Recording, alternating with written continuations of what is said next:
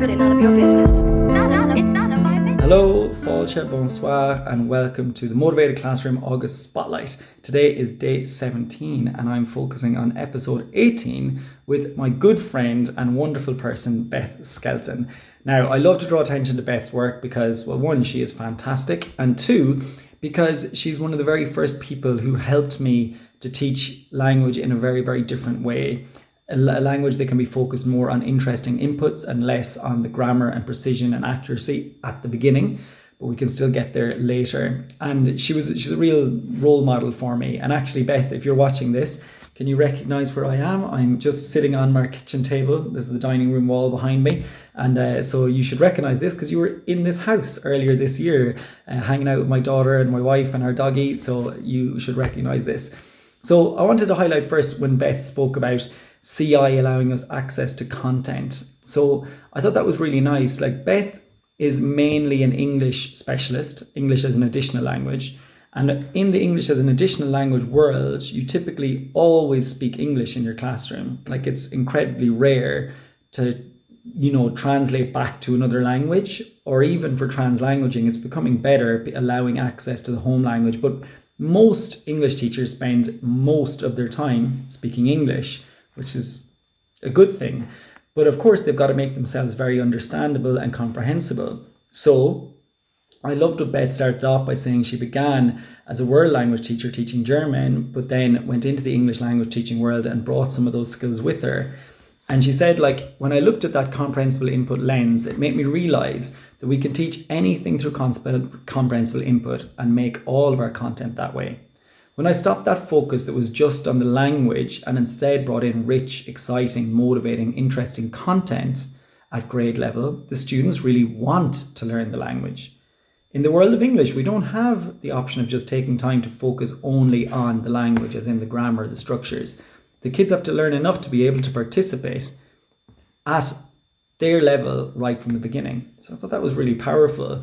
And, this is though when teachers who teach modern foreign languages or world languages say, oh, but I can't do cultural content or I can't do social justice issues because they're only level 1 or 2. But actually, Beth says, I know it is possible at low levels of language to teach high levels of content. I've seen it. I've worked with it. I've seen it in classrooms. I've taught my own classes.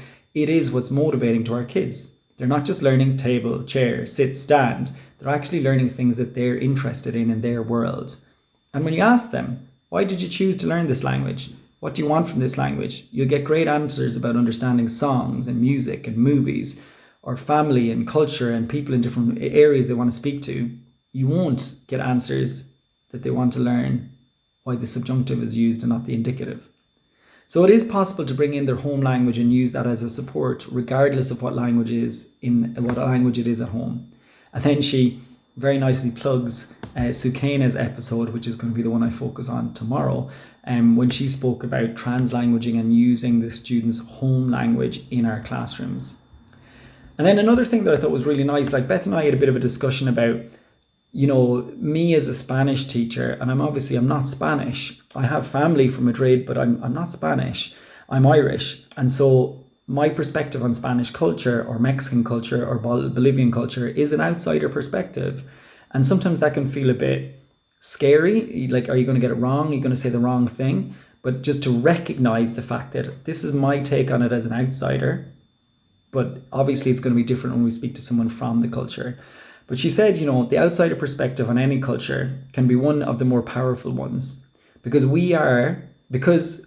when you live in a culture and you're steeped in that culture, you may not even know what your culture is, where you were born, you raised in it, you lived in it. That's quite true. Sometimes you know aspects about your culture, but you might not know everything about what things are cultural against someone else. And even things that I took for granted when I first went to England and, when I started going out with an English girl and going to her family that was English, I realized bits and pieces of my culture in Ireland are quite different to the way they do things in England, even though we speak the same language, geographically very close. And so Beth says things like, sometimes we don't even know that certain things are cultural in our own culture. And so it takes an outsider perspective to reveal that. I gave the example of taking your shoes off when you come into the house. That's something I learned in other cultures, but it is not typical in the United States. So it's not until you see it or someone else sees it, that you realize it's different. Now, of course, a pitfall is to realize, of course, that you, as an outsider to the culture, you're only providing your students with one perspective. And so you need to get more perspectives. They have to get multiple perspectives on the same culture. To say that something is US culture, I am just one representative of that culture. We are just as diverse as any other culture, right? And so it's hard to capture it with one person, but certainly giving kids multiple perspectives would be the way to go. And then she said, I think your perspective on Spain or Spanish culture is as valuable as someone from Madrid, but it's just different.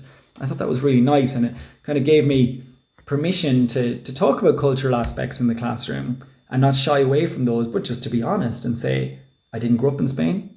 I'm not Spanish. I grew up in Ireland, but this is how I perceived it when I was there in university or when I was working there. And these are the things that I came across. But, it's important to state that, I'm not trying to speak for the Spanish people. And then we ended up just talking about visible thinking routines, and she was just talking about the power of picture talk, essentially, and the fact that you can use that visible thinking routine, I see, I think, I wonder, give those strategies for these kids to use that about the image. And you can build a backstory and a narrative, and you can go to the sentence level and then build it up to, their opinions and what's going on. And what we're actually co-creating here with the student is some kind of narrative, something important. And then she said, so now we can teach question formulation, because the kids will want to ask questions. And then we can teach them how to actually ask a question based on a picture that they are interested in. It gets them into asking questions and not just talking about it. They can now go beyond it. So Beth, thank you very much for joining me way back in 2020 when the podcast was in its infancy. You were one of the first people I really wanted to speak to. And if you want to listen to Beth more, make sure you check out the Dynamic Language Learning Conference, where she's going to be the keynote in November, and it is fantastic. I was at it last year. It's brilliant. All right, thank you very much.